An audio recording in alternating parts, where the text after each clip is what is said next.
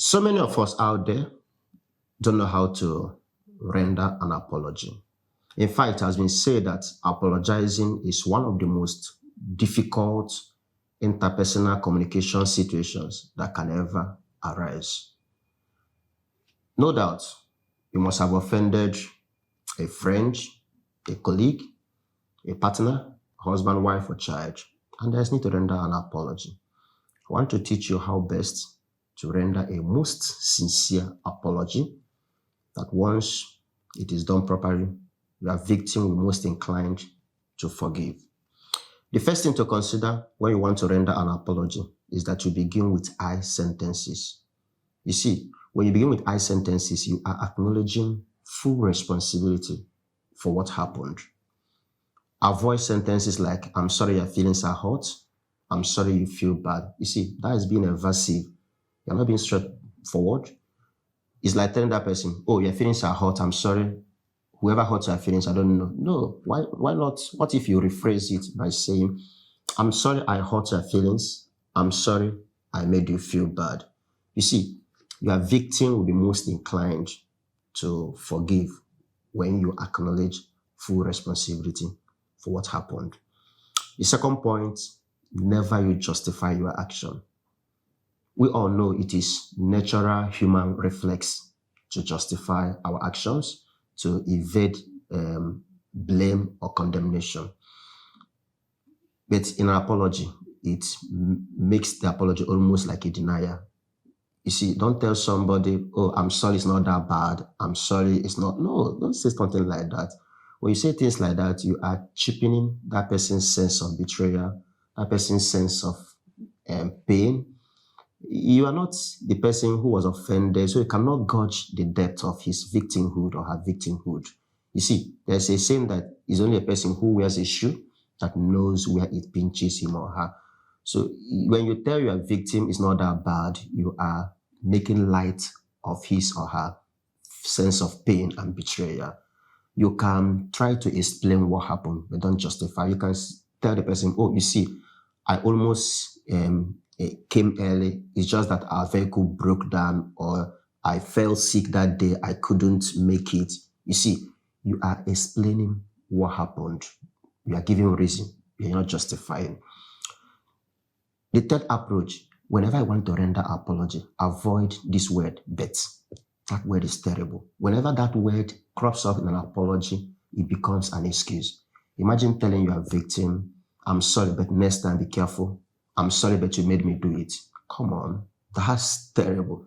You are excusing yourself. You are not being sincere with your apology. So never you allow that word to crop up whenever you want to render an apology.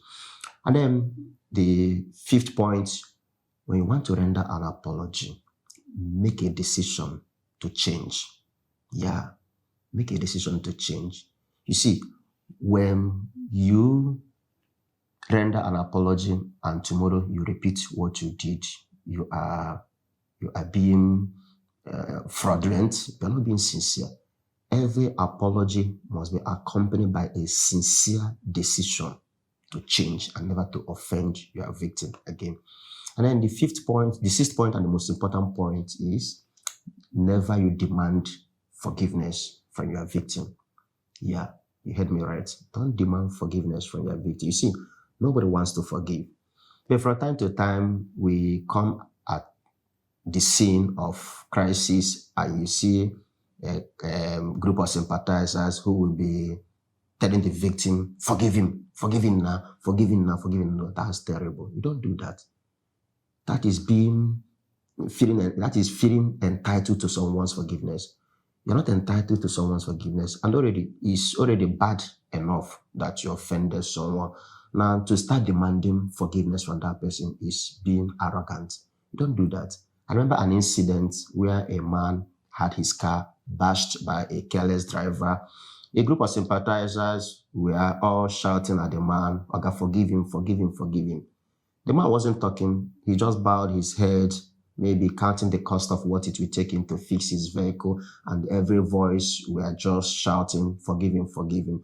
As the shouting was going on, the man didn't understand everybody. He pushed his way through the crush of sympathizers who were saying, forgive him, went to his car trunk, opened it, and got a weapon, and then went to a particular woman who was almost shouting on top of her voice, "Forgive him, forgive him," smashed her two headlamps, went at the rear side of the car, smashed the two brake lights, and then came in front of the woman and looked her bold in the eyes and said, "Forgive me."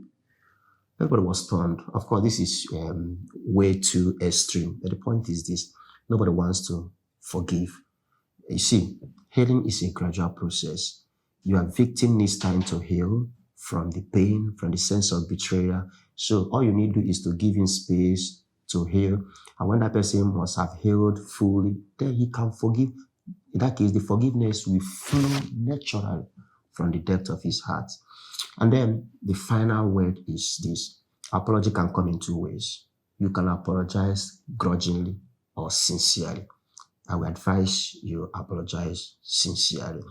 This idea is coming from this beautiful book, the communication book, 44 Ideas for Better Conversations Every Day, written by two wonderful authors, Mike Krogelus and Roman Shapira. If you can lay your hands on this book, trust me, it's gonna enlighten you on best way to go about communication. Next time, we'll be picking another interesting topic to share with you on your book time with Father Jude, Father Tochku. Thank you. God bless you. See you next time. And when you go out there, please apologize sincerely. Kudos.